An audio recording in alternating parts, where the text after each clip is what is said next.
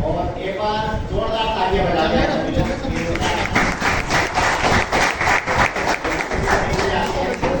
और मेरा तालियां बजाने का उद्देश्य हमारे लिए डॉक्टर साहब बैठे हैं और मैंने रैली में जो सुबह देखा एक नन्ही सी बच्ची जो बस को लेकर हमारे साथ रैलियों में सम्मिलित हुई थी, उस बच्ची के लिए जोरदार तालियां बजवाएं।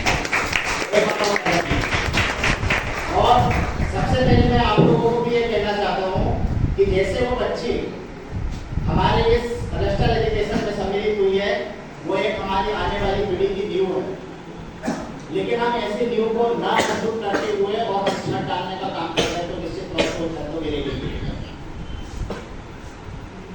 जो हमें इस अधिवेशन को, मेरा खुद का एक विश्लेषण है, मेरा खुद का इंटरप्रिटेशन है कि इस अधिवेशन को मैं एक यूनिवर्सिटी के रूप में देखता हूँ।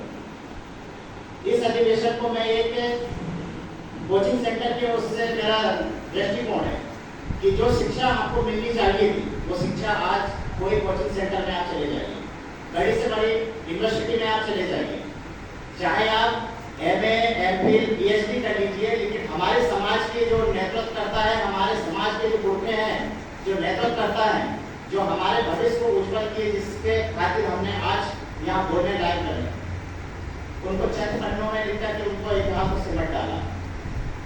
तो आज हम लोग पढ़े लिख करके शैक्षणिक रूप में अपना बौद्धिक परिपक्व करके आज हम लोग बुक लिखने का काम कर रहे हैं, हमारे समुदाय को जागरूक करने का काम कर रहे हैं, हमारे मूल निवासियों को जागरूक करने का काम कर रहे हैं। तो ये निश्चित तौर पे क्या है, एक यूनिवर्सिटी है। बागड़े मैडम बहुत ही सम्मानीय हमारे डॉक्टर साहब को देखिए एक चंद पंक्ति की याद आ गई मुझे, जो हमारे चिकित्सक बैठे थे, पशु चिकित्सक, उन्होंने कहा था कि मुझे सिर्फ 6 महीना हुए आएंगे कि मैं इसमें आया, 4 महीने हुए है ना मैडम, 4 मंथ हुए मुझे। तो मैं उसमें एक शायरी बोलना चाहता हूँ कि हे मूल निवासियों, कब तक छुपे रहोगे तुम इन मनुवादियों के, इन षड्यंत्रकारियों के, इन कुरीतियों के आड़ में।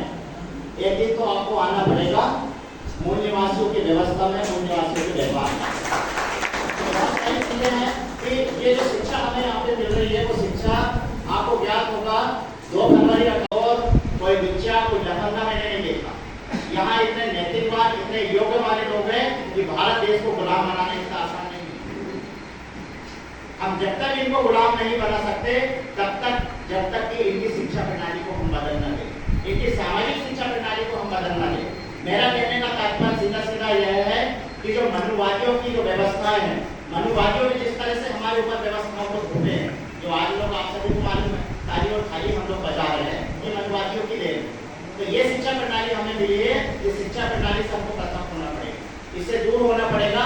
और जो सामाजिक शिक्षा जो हमें मिलनी चाहिए, जो सामाजिक शिक्षा हमें हमारे समुदाय को देना चाहिए, वो चीज़ हमको देने की आवश्यकता है। क्रांति को कल से छुड़ जाएगी। अगर हम हमारे पुरखों का इतिहास को समझ गए, जान गए, तो क्रांति कल से छुड़ जाएगी। क्रांति करना कोई बड़ी बात नहीं, सबसे बड़ी बात है कि हम लोग हमारे पूर्वजों का इतिहास को समझें, जाने और हमारे समुदाय को समझाएं, तब तक क्रांति होना संभव नहीं है। जैसे कि यहाँ ब्राह्मणवादी व्यवस्थाओं की हमने बात किया, उसके अनुच्छेद 28 में कहा गया है कि सामाजिक, आर्थिक और राजनीतिक को परिपक्व बनाना है, उसको सशक्त बनाना है, इसके लिए स्टेट गवर्नमेंट वचनबद्ध है, उसकी फंडामेंटल ड्यूटी है, उसका कर्तव्य है, उसका मौलिक कर्तव्य है। क्या हमारी सामाजिक व्यवस्था को मजबूत करने के लिए directive principle of state policy काम कर रही है? बिल्कुल नहीं कर रही है। वो तो हमारी सामुदायिक व्यवस्था को भंग करने के लिए और कहीं ना कहीं हमारी जो व्यवस्था है उस व्यवस्था को भंग कर रही है।